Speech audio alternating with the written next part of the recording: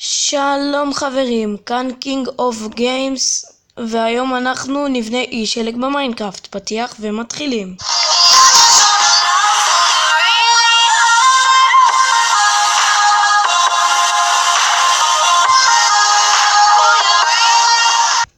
טוב חברים, חזרתם אליי ובואו נתחיל. רגע, נחכה שזה יטען. אוקיי, זה טען. אנחנו היום נבנה אי שלג כמו אלה שפה. אז מה צריך בשביל האי שלג? רק שני דברים. מצטער על ההודעה. מה שצריך זה בלוק של סנואו, שלג, וראש דלת מואר. אז איך בונים? לוקחים את הבלוק של השלג, שמים שתי בלוקים אחד על השני,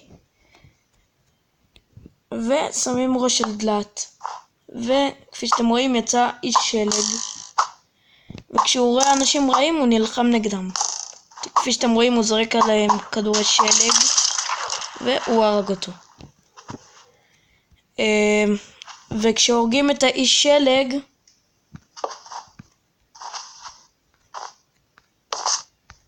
ננסה להרוג אותו. בוא ניקח חרב, להרוג אותו.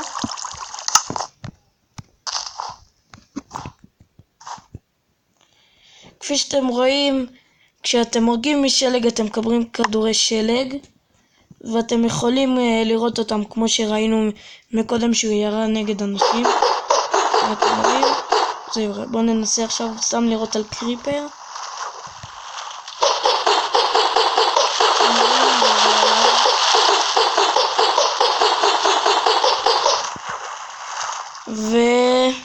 וזהו, מקווה שנהנתם. תעשו סאבסקרייב ולייקים ותרשמו בתגובות אם הסרטון היה טוב, וזהו, יאללה ביי.